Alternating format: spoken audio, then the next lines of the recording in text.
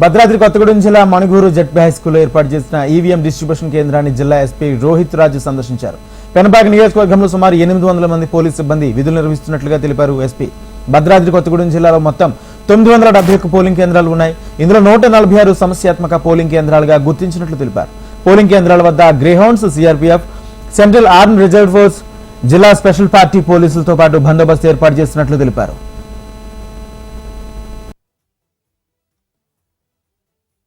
భద్రాద్రి కొత్తగూడెం జిల్లాలో LW affected కాబట్టి మనకు పోలింగ్ టైం వచ్చేసి మార్నింగ్ 7 నుంచి ఈవినింగ్ 4 వరకు మాత్రమే. సో భద్రాద్రి కొత్తగూడెం జిల్లాలో టోటల్ 971 పోలింగ్ స్టేషన్స్ ఉన్నాయి. దీంట్లో 146 కూడా క్రిటికల్ పోలింగ్ స్టేషన్స్. దీంట్లో మనకు చాలా వరకు కూడా ఎల్డబ్ల్యూ ఎఫెక్టెడ్ డిస్ట్రిక్ట్ కాబట్టి చాలా వరకు క్రిటికల్ 146 పోలింగ్ స్టేషన్స్ ఉన్నాయి.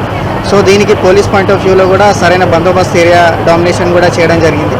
దీంట్లో మనకు స్పెషల్ ఫోర్సెస్, గ్రేహౌండ్స్, అదేవిధంగా డిస్ట్రిక్ట్ స్పెషల్ పార్టీస్, అది కాకుండా కూడా సెంట్రల్ ఆర్మ్డ్ రిజర్వ్ పోలీస్ వీళ్ళందరూ కూడా డిప్లాయ్ చేయడం జరిగింది.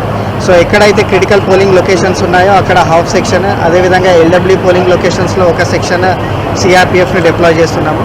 ఇదంతా కూడా కాకుండా ప్రాపర్ ఆర్ఓపి, అదేవిధంగా డీమైనింగ్ ఇవన్నీ కూడా చేయడం జరిగింది.